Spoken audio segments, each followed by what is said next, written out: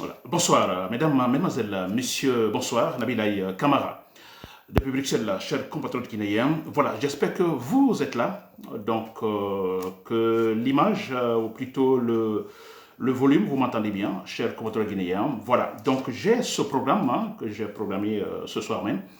Alors, c'est sûr, disons, un direct avec trois éléments. Je vais parler de Souleymane Tchangel qui est l'ancien membre, donc ex-membre de l'UFDG. Ensuite, je parlerai de le choix pour une politique à la rwandaise, ses conséquences. Et enfin, j'aurai le dernier élément sur la suspension des partis politiques, n'est-ce pas? Voilà, chers compatriotes guinéens, encore une fois, bonsoir. Donc, Nabil Aïd Kamara, depuis Bruxelles. Analyse profonde, objective, chers compatriotes guinéens. Donc, pour, en fait, poster, allant dans le sens de poster notre processus démocratique. C'est le but, chers compatriotes guinéens. N'est-ce pas? C'est-à-dire une Guinée avec de bonnes ambiances. La Guinée avec de bonnes ambiances, c'est une Guinée avec une bonne gouvernance où les lois sont au-dessus de tout le monde. N'est-ce pas? Où tous les Guinéens se respectent. N'est-ce pas? Où il y a le respect entre les gouvernants et les gouvernés. C'est le but de mon combat. Donc, je ne suis pas le seul, et comme beaucoup d'autres également. N'est-ce pas? Très bien. Alors, je disais, donc, le premier élément que je vais attaquer tout de suite, mais avant cela, vous le savez, alors, quelque chose que je dois tout répéter, c'est en fait saluer, en fait, nos vaillants combattants qui sont retenus par le Boucher Mamadi Doumbouya, donc Biloba, Fonike Mangue, Marwan Kamara et Ali Ouba qui est injustement en fait emprisonné. Alors, pour leur dire encore une fois, bon, écoutez, ils sont en fait des propulseurs, n'est-ce pas, de notre processus démocratique. Je les salue très bien. Voilà, donc le thème proprement dit, ou les thèmes proprement dit, alors je commence par, disons, Tchangel, Souleymane Tchangel, Ba. Alors, vous le connaissez. Alors, il est ex-membre de l'UFDG, n'est-ce pas? L'ex-membre de l'UFDG, voilà, ex, n'est-ce pas? Alors, il a quitté, il a rejoint en fait le pouvoir, l'oppresseur, n'est-ce pas?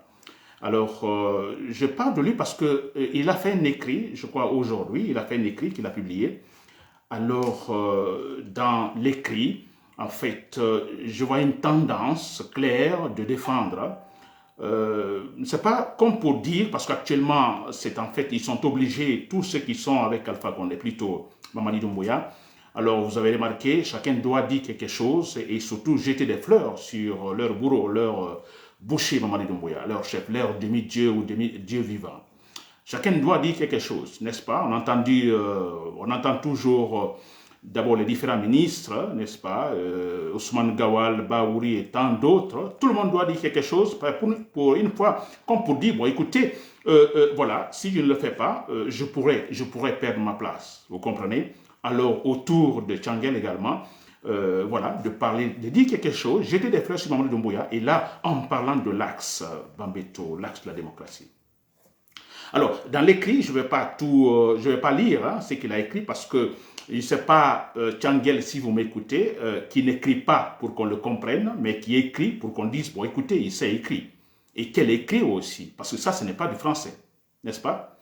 Je le comprends, mais ce n'est pas du français, parce que si la majorité n'arrive pas à vous comprendre, mais écoutez, ça n'a aucun sens, et on dit intellectuel, n'est-ce pas? Alors, je retiens seulement la dernière phrase, vous comprenez?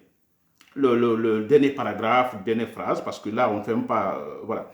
Alors, il dit, après avoir dit dans ce texte que sur l'axe Bambeto, les jeunes ont compris que la violence, disons, n'est pas, disons, la bonne voie, qu'ils ont compris effectivement que Mamadi Doumbouya a en fait un programme capable effectivement disons, de travailler, de développer la Guinée, que les jeunes de l'axe ont compris.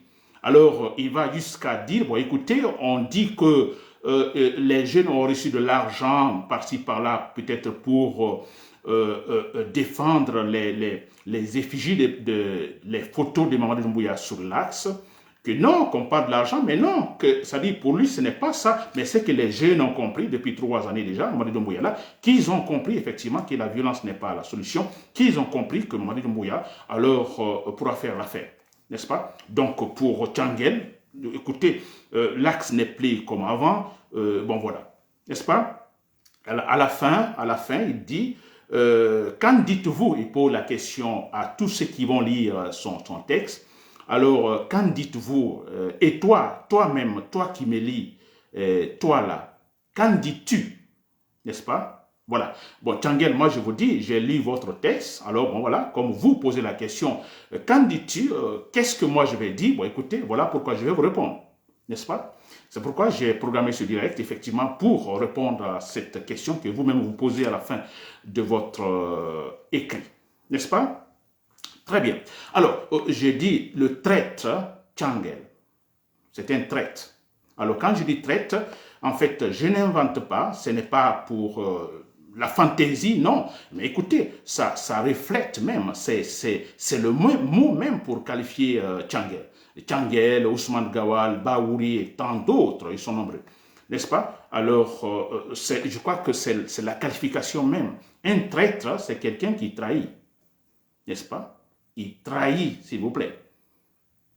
Un traître, disons, à ses amis, un traître à ses principes, un traître à son pays, un traître à sa communauté, n'est-ce pas? Voilà, c'est quelqu'un qui trahit, il n'est pas loyal, il n'est pas sincère, il n'est pas honnête, n'est-ce pas? Et un traître, c'est quelqu'un qui, alors, écoutez, va aider ou soutenir votre ennemi, n'est-ce pas? C'est ça un traître. Alors, je qualifie, je disais l'autre fois, mais écoutez, tout le monde est libre, n'est-ce pas, de quitter d'un parti, d'aller se créer un autre parti ou de rejoindre un autre parti, n'est-ce pas? Il y a la liberté. Personne n'est forcé à rester dans un parti. Et si, d'ailleurs, vous remarquez que, en fait, vous ne partagez plus les mêmes convictions, n'est-ce pas? Alors, ça, c'est pas interdit. Mais ce qui est grave, c'est pas interdit aussi, mais vous pouvez le faire, mais là, avec des critiques. N'est-ce pas? Des gens qui ont quitté l'UFDG, ils ont quitté l'UFDG, ils ont rejoint le pouvoir. Donc ça n'a pas commencé aujourd'hui. On a, au temps d'Alpha Condé, il y a eu beaucoup de cas comme ça. Alors, et qui quittent l'UFDG, ce parti, n'est-ce pas? Ils rejoignent effectivement le pouvoir, l'oppresseur. Alors, le problème n'est pas là. Le problème, comme je le dis toujours, c'est quand vous quittez, alors, et votre objectif principal, c'est détruire ce parti pour lequel vous avez longtemps travaillé, milité pendant des années. Détruire ce parti, n'est-ce pas? Soutenir l'ennemi d'hier, soutenir, l'aider pour détruire ce parti. Là, vous êtes un traître. C'est ça un traître. Un traître à son pays, à un processus démocratique, au peuple de Guinée. N'est-ce pas? C'est cela. Hein? Ils ne sont pas sincères. En fait, le contraire ici, c'est quelqu'un qui est loyal. Voilà. Alors, voilà pourquoi j'appelle Tchangel le traître. Alors, intellectuel, c'est un monsieur... je ne sais pas, qui a étudié, il a étudié en France, n'est-ce pas? Je crois que dans le domaine littéraire. Alors, je pourrais appeler intellectuel, mais là, je mets entre guillemets, n'est-ce pas?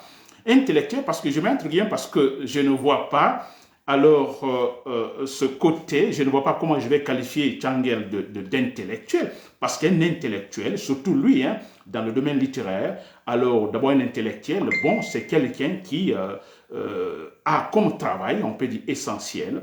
Alors, tout commence par la grande réflexion, n'est-ce pas? Il défend les valeurs. Un intellectuel défend les valeurs. Un intellectuel s'assume, n'est-ce pas? Il s'assume. C'est ça un intellectuel.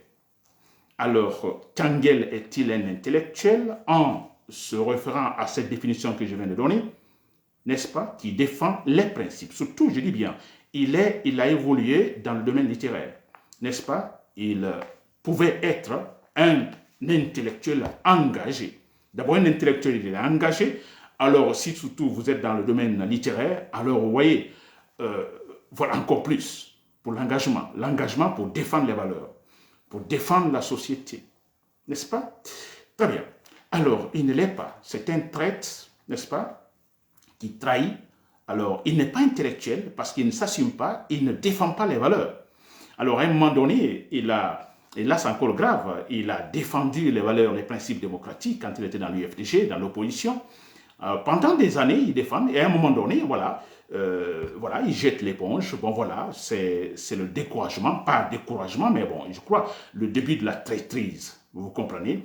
Alors, c'est-à-dire, on a compris finalement que leur engagement, tout ce qu'ils faisaient en défendant les principes démocratiques, c'était, disons, pour tromper l'apparence. Tout ce qu'ils cherchaient, effectivement, c'est d'avoir des postes ou remplir des poches, avoir de l'argent, c'est tout. On a le cas de Tchangel, par exemple, au temps de Alpha Condé, vous vous rappelez, dans cette tentative d'éliminer, disons, la personne de Alpha Condé, vous vous rappelez, Baouri était impliqué. Alors, non, c'était le cas, par exemple, du journaliste, un journaliste qui a été tué pendant, disons, un meeting de l'UFDG à Conakry. Je ne me rappelle plus le nom de ce jeune, c'était Mamadou Diallo, ce journaliste qui a été tué, mais en fait, Tchangel a été, en fait, accusé, n'est-ce pas? Il a fui, il est parti s'asseoir en France. Quelques temps après, alors Alpha Condé a pu, effectivement, acheter sa conscience, le convaincre, et Tchangel est rentré. Pourtant, il était condamné. Il est rentré de toute façon. Alors, quand il est rentré, il avait l'argumentation, que voulez-vous, les principes ou ma famille, n'est-ce pas? Alors, il est en France, il n'est pas en contact avec sa famille. Alors, écoutez, il fait le choix.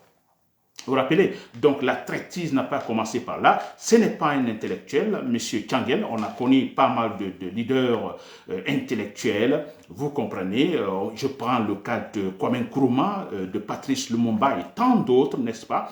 Alors, ils n'ont jamais parlé de leur famille. Il y a un choix, n'est-ce pas? Alors, ils sont intellectuels, ils sont battus pour leur pays et beaucoup, en fait, sont morts pour cela. N'est-ce pas? C'est ça un intellectuel.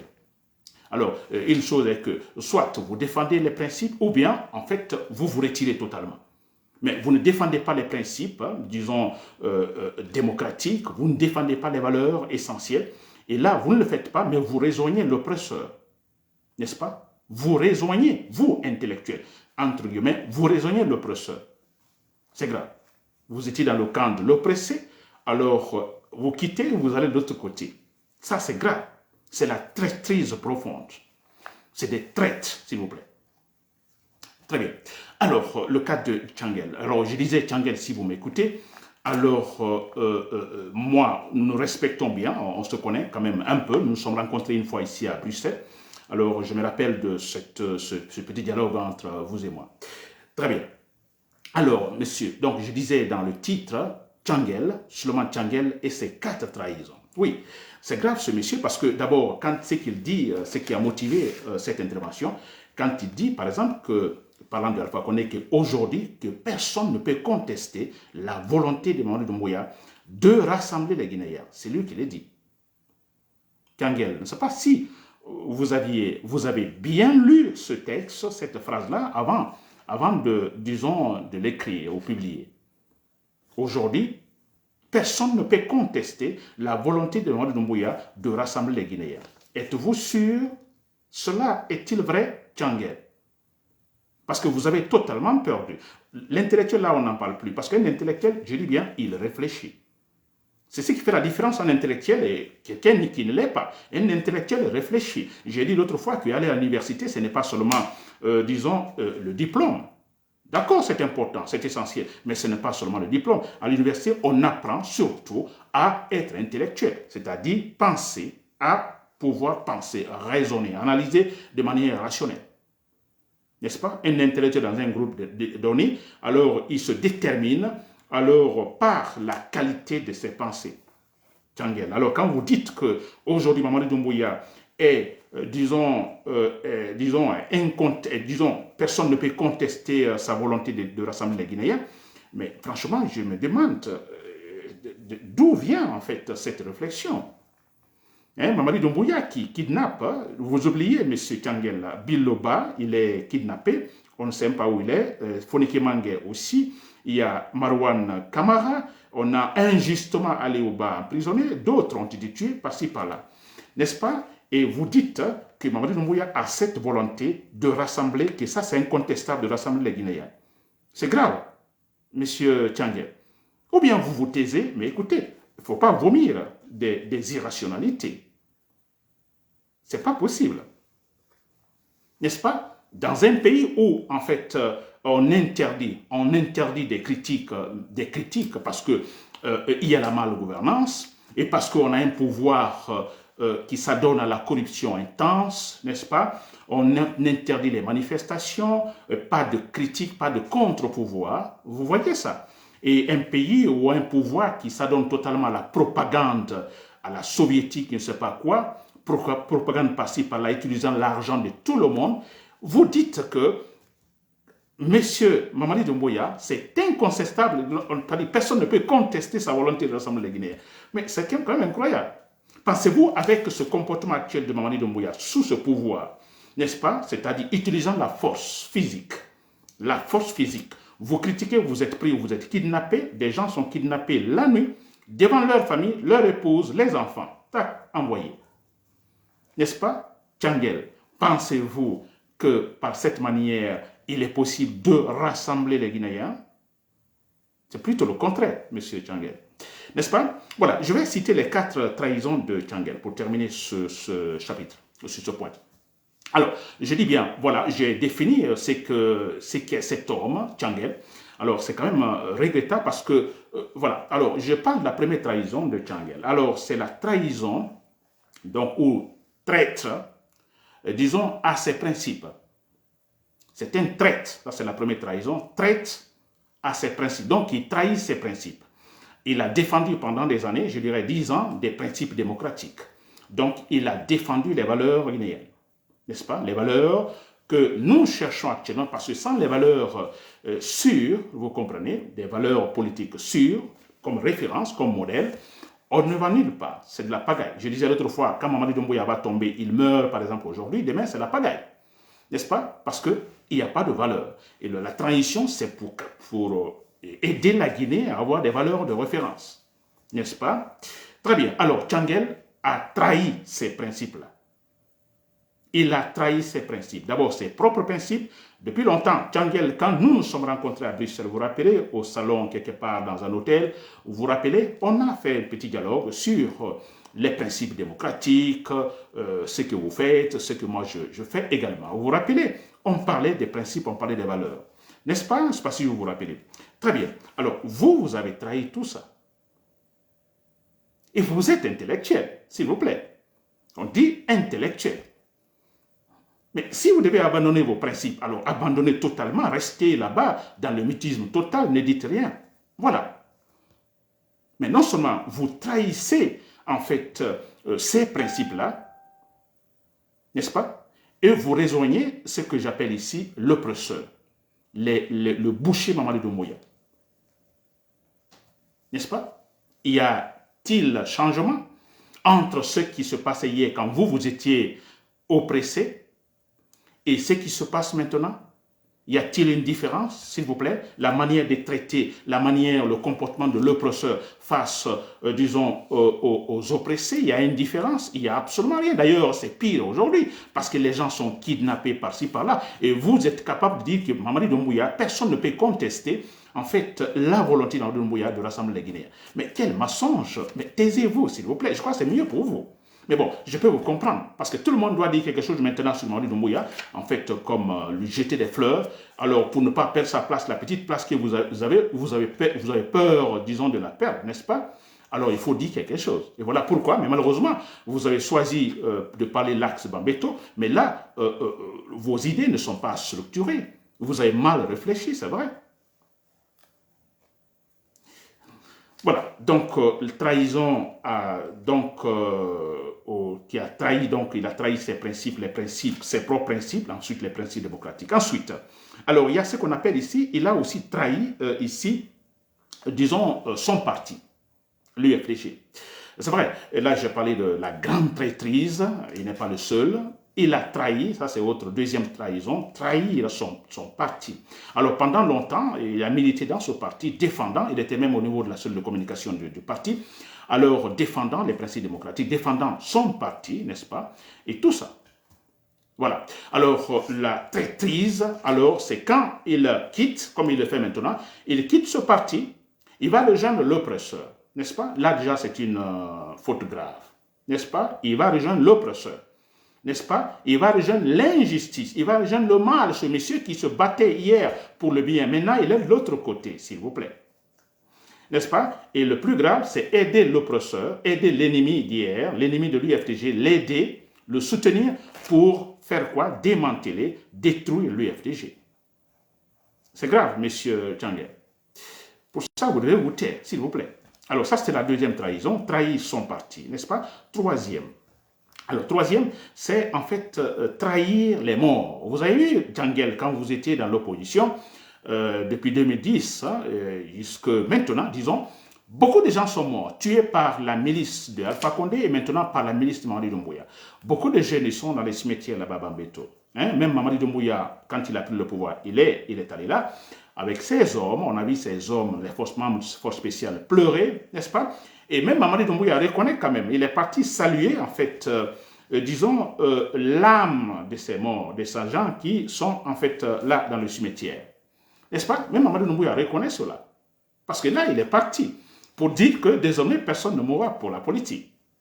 Djangel, vous savez cela. Ils sont nombreux, je dis bien, qui sont morts, se battant pour l'UFDG, ce parti, se battant pour sûrement le triomphe électoral de l'UFDG, se battant pour notre projet démocratique. N'est-ce pas? Et aujourd'hui, le problème c'est quoi? Et aujourd'hui, vous rejoignez ceux-là qui maltraitaient, qui ont tué tous ces gens-là. Oui, Mamadi Doumbouya faisait partie de ce groupe de Alpha Condé. Et aujourd'hui, Mamadi Doumbouya, président, donc disons, qui n'est plus président, mais bon, qui est un bandit de grand chemin, qui confisque les appareils de l'État. Alors aujourd'hui, il continue à tuer. Et vous, Djangel, la seule solution, je ne sais pas qu'est-ce qui est passé par la tête, c'est d'aller auprès de cet oppresseur, ce bourreau, ce tueur, ce boucher. N'est-ce pas? Et aujourd'hui, vous défendez Mamadi Doumbouya sur l'axe, en disant l'axe, écoutez, les violences, les jeunes ont compris. Quels jeunes ont compris, s'il vous plaît? Vous allez beau dire sur l'axe Bambeto, ils ont envoyé combien de fois l'armée sur l'axe, ça a changé quelque chose? Là, j'ai dit toujours que l'axe, en fait, les agissements, c'est purement spontané. C'est spontané. Alors, on voit le pouvoir qui tente de structurer, en fait, structurer un mouvement fictif, qui n'est pas vrai, en disant il y a un leader. Non, il n'y a aucun leader. Il n'y a aucun leader. Le territoire est là, en fait, l'état d'esprit. Alors, les agissements arrivent de manière spontanée. Ça, c'est clair. Vous allez beau faire, donner des millions là-bas sur l'axe Bambeto, quand il y a un problème, quand on dit par exemple il y a manifestation, tout le reste qu'on a qui refusera, mais je vous assure, Bambeto, sur l'axe Bambeto, ça va manifester. Si bien qu'ils ont reçu de l'argent, ils vont manifester. C'est spontané, s'il vous plaît. C'est le Soweto de la Guinée. N'est-ce pas? Alors, Djangel, vous avez tous ces morts-là, n'est-ce pas? Vous avez tout oublié.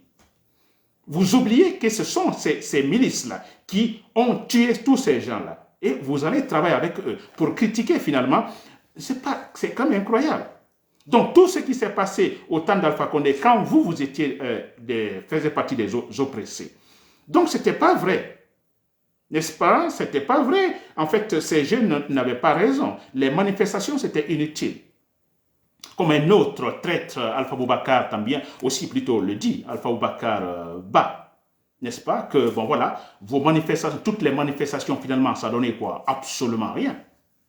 C'est incroyable. Ça, c'est le travail typique des traîtres. C'est-à-dire aider l'ennemi. Ils sont en train d'aider Mamadi Doumbouya. Ils sont en train de le soutenir. Soutenir contre qui? Contre les oppressés. Contre leur ancien parti, s'il vous plaît.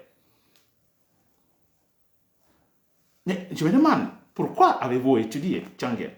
Pourquoi avez-vous étudié? Pour vomir les irrationalités, en fait.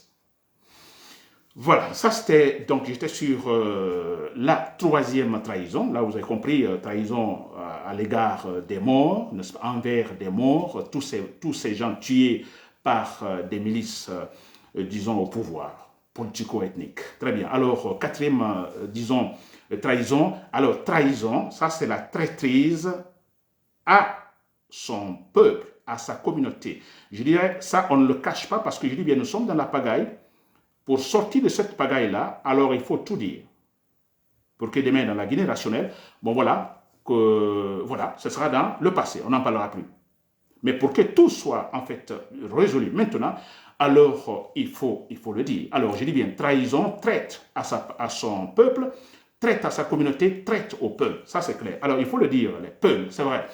Djangel est un peuple. Alors quand je dis peuple, écoutez, c'est très clair parce que les peuples, on les empêche effectivement, disons, d'exercer des activités politiques en Guinée. On dit, les peuples, vous n'arrivez jamais au pouvoir. Djangel, vous le savez, cette phrase, ce discours existe.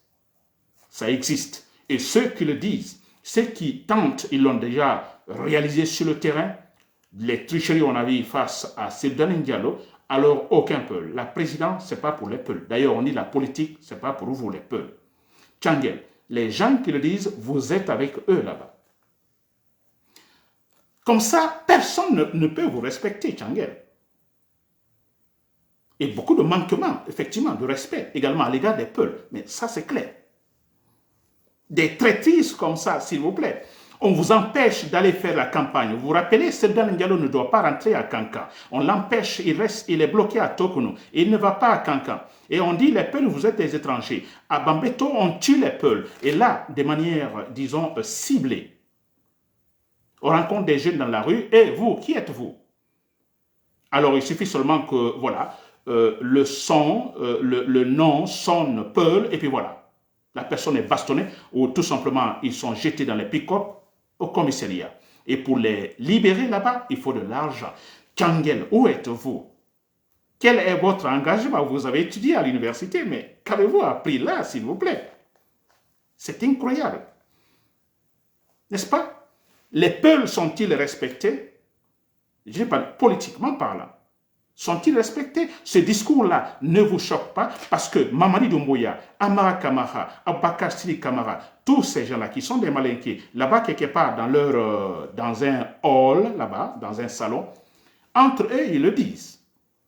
Ils ne doivent jamais venir à la présidence. On a vu la transition de Sekouba Konaté, n'est-ce pas? On a eu le premier tour des élections en 2010. Vous avez eu l'écart entre le premier tour et le deuxième tour. Des mois, s'il vous plaît. Jamais. Ça dit, c'est rare. Ça dit, cela se passe qu'il y ait 2 mois, 3 mois, 4 mois de différence entre le premier tour et le deuxième tour. C'est, disons que quand le pays est par exemple en guerre, n'est-ce pas? Une rébellion attaque le pays, alors on arrête tout. Ce n'était pas le cas. Mais pourquoi ce grand écart? Pourquoi ce grand temps, effectivement, permettre effectivement à Sekouba Konaté, en contact avec, disons, des organisations malinquées à Kankan, alors discutant sur le sujet, aucun peuple ne doit présider en fait en Guinée. Mais ça c'est clair. Mais Tchangel, vous êtes Peul, ça ne vous choque pas, ça ne vous dit rien, mais si vous ne pouvez pas protester, mais alors taisez-vous, s'il vous plaît, taisez-vous. Incroyable. Très bien, chers compatriotes guinéens. Voilà, j'ai fini pour ce point sur Tchangel. J'espère que Tchangel, vous m'avez compris. Alors, à un bon moment, vous n'écrivez pas. Alors, je ne sais pas, mais quand vous devez écrire, je crois que tentez de le faire dans le domaine que vous maîtrisez sûrement, littéraire, le théâtre et tout ça. N'est-ce pas? Je crois que c'est mieux pour vous. Alors, parler de la politique, je crois que c'est mieux de ne pas le faire parce que vous ne savez pas réfléchir. Regardez ce que vous avez écrit, ce que vous avez écrit sur Bambeto, ce qui se passe à Bambeto. Et regardez votre charabia en disant que personne ne peut contester en fait la volonté de Mamadi Doumbouya de rassembler les Guinéens. Mais putain, excusez-moi, le terrain, c'est incroyable. Il y a tellement de banalité, d'irrationalité sur le terrain, alors pour prouver à 100% que Mamadi Doumbouya est loin de rassembler les Guinéens. Très bien. Alors, je passe au deuxième élément. Le deuxième élément, c'est en fait, je dis le titre, le choix pour la politique rwandaise, n'est-ce pas? La politique à la rwandaise, n'est-ce pas? Parce que c'est un peu la tendance de Mamadi Doumbouya. Mamadi Doumbouya, en fait, vous l'avez compris, au départ, il parlait de Ghana, Jerry Rawlings, donc une politique à la ghanéenne. Mais non, il n'est plus allé là-bas. En fait, aucune délégation guinéenne s'est présentée au Ghana, mais au Rwanda, n'est-ce pas? Maintenant, c'est une politique à la rwandaise. Très bien. Alors, moi, je dis que ce n'est pas un problème, monsieur le boucher, Mamadi Doumbouya. Alors, vous optez pour une politique à la rwandaise ou à la Paul Kagame, mais écoutez, c'est très simple. N'est-ce pas? Ça se voit parce que ce que vous ne savez pas, parce que vous avez la boue dans la tête et votre entourage, d'ailleurs vous êtes mal conseillé, alors sûrement ne le sait pas. Ou il y a l'émotion, comme disait l'autre fois, alors un ancien Premier ministre, n'est-ce pas? Il y a l'émotion chez vous, l'émotion. Avec l'émotion, vous ne raisonnez plus. Et c'est ça. Et regardez, tous, c'est l'émotion. N'est-ce pas? Quand Tchangel parle comme ça, c'est l'émotion. Quand Ousmane Gawal parle, c'est l'émotion. Quand Baouri parle, c'est l'émotion. Quand Baouri parle, c'est comme s'il a Sedan Diallo en face. Quand Ousmane Gawal Diallo passe, c'est comme s'il avait Sedan Diallo en face, quoi. Donc, il y a l'émotion, il ne raisonne pas. N'est-ce pas? Très bien. Alors, je dis bien, alors, opter pour la politique à la rwandaise, il y a des conséquences, c'est très clair. Rwanda aujourd'hui, on est un pays calme, non? Un pays qui se développe, il y a un grand changement, c'est vrai, parce que quelque part, il y a ce qu'on appelle la stabilité. Je ne dirais pas une stabilité, disons, durable, ça c'est vrai, parce qu'à un moment donné, écoutez, ça peut changer, parce que il y a la tendance que la famille Kagame va continuer à diriger, sûrement quand Kagame ne sera pas là, son fils et autres, vous comprenez, et ce sont des choses qui peuvent créer en fait des situations désagréables, n'est-ce pas? Et créer encore d'autres tensions, n'est-ce pas? Alors, de toute façon, je m'en tiens là, c'est qu'on a un pays stable, n'est-ce pas? Alors, mais d'où vient cette stabilité? Là aussi, je le dis toujours, d'où vient cette stabilité du Rwanda? Nous le savons tous. La stabilité de Rwanda vient de la guerre civile avec des milliers de morts, n'est-ce pas? Là, j'appelle ça la refondation. Ghana, plutôt le Rwanda, est passé par la guerre civile pour que aujourd'hui le pays en fait se retrouve stable. Parce que là, je crois que les Rwandais ont beaucoup appris, s'il vous plaît, de cette guerre civile, n'est-ce pas? Alors, vont-ils espérer ou vouloir qu'il y ait un autre? Non. Donc le pays est stable. Bon, que cela soit sous la pression parce qu'ils ont peur, il y a la crainte, même s'il y a des problèmes, mais tout le monde se tait, on n'en parle pas, les opposants sont totalement écartés parce qu'il y a cette peur, n'est-ce pas, des années 90, chers Comtoginiens. N'est-ce pas? Alors, je dis bien, ils ont eu leur refondation, mais malheureusement à travers la guerre. Malheureusement à travers la guerre. N'est-ce pas? Avec la guerre, voilà. Pour Kagame aujourd'hui, bien sûr, il y a la main de fer, tout est militarisé, mais disons, politiquement parlant, je crois que les citoyens rwandais, se disent, bon, écoutez, on a mal à la tête avec cette politique, nous laissons en fait Paul Kagame faire ce qu'il veut. N'est-ce pas? Très bien. Alors, Mamadi Doumbouya veut une politique à la rwandaise ou à la Paul Kagame, mais c'est très clair. Et comme je viens de le dire, au Rwanda, il y a eu une refondation, entre guillemets, il y a eu une refondation à travers la guerre. Alors, la Guinée, ça ne va pas. Écoutez, nous avions souhaité, notre souhait était d'avoir cette refondation qui pouvait nous permettre d'avoir une politique, une structure politique transparente, solide, comme base, vous comprenez. Alors, ça pourrait être le but de la refondation. Alors, Mamadi Doumbouya refuse cette refondation, mais il veut une politique à la rwandaise. Alors, s'il vous plaît, logiquement, allons-y. Hein? Aussi à une guerre civile. Je ne sais pas si vous comprenez, ce n'est pas le souhait, mais j'applique ici la raison, la logique de raisonnement. Parce qu'il faut refonder, il faut que la Guinée, en fait, que nous passions par, disons, la refondation. Obligé. Alors, quand j'entends les élections seront organisées telle année, on ne sait pas où on parle de la candidature, mais ça fait rire. Élection, pourquoi maintenant? Parce qu'on n'a pas de fondation politique. Il n'y en a pas. Il faut une refondation. Alors, Mamadi Doumbouya refuse la refondation politique en passant par la manière, disons, sincère, politique, vous comprenez? Alors, écoutez, ils veulent la politique à la rwandaise, mais écoutez, on va connaître la guerre civile. Alors, sûrement, après la guerre civile en Guinée, nous aussi, nous pourrions effectivement, disons, arriver à ce qu'on appelle la stabilité politique et sociale après la guerre civile en Guinée. Je ne dis pas que c'est mon souhait, mais je dis si Mamadi Doumbouya veut à la rwandaise, et Rwanda, ils sont stables aujourd'hui parce qu'ils ont connu une guerre civile avec des milliers de morts. Mamadi Doumbouya veut, disons, à la rwandaise, et en Guinée, il faut une refondation. Nous demandons une refondation politique, n'est-ce pas, avec, disons, la participation de tous les Guinéens, tous autour de la table. Mamadi Doumbouya refuse cela, il veut à la rwandaise, mais écoutez, s'il vous plaît, la guerre civile alors, c'est clair. Après la guerre civile, tous les Guinéens se respecteront, ça c'est clair, comme en Côte d'Ivoire, la Côte d'Ivoire a connu la guerre civile. N'est-ce pas qu'en Côte d'Ivoire, ils se respectent? C'est là. Après la guerre, la paix. En Côte d'Ivoire, ils se respectent. Au Libéria, ils ont connu une guerre civile. Là, ils se respectent. En Sierra Leone, ils ont connu la guerre civile. Ils se respectent. N'est-ce pas? Alors, pour que nous puissions nous respecter également en Guinée, écoutez, pourquoi pas une guerre civile? n'est-ce pas? Parce que Mamadi Doumbouya refuse. De toute façon, nous ne laisserons pas le temps Mamadi Doumbouya à créer la guerre civile en Guinée, c'est clair, et c'est pourquoi à tout moment, je demande aux chers militants, aux chers soldats patriotes de l'armée, alors de l'éliminer. C'est lui l'obstacle. Parce que si nous le suivons, il y aura la guerre civile en Guinée. Mais ça, c'est clair. Mais regardez dans l'administration, ça ne se cache pas. N'est-ce pas? On a une coloration ethnique qui domine. On a, ça, il ne faut pas se le cacher. Dans l'armée, les Malinqués dominent. Dans l'administration, les Malinqués dominent. Dans les ministères, ce sont les Malinqués qui dominent. Les cadres, partout, ils dominent. Et ça, ce sont des éléments clairs, basiques, qui peuvent provoquer une guerre civile dans un pays. Voilà, chers compatriotes guinéens, c'était Nabil Kamara depuis Bruxelles. Merci pour l'écoute. Voilà, bonsoir.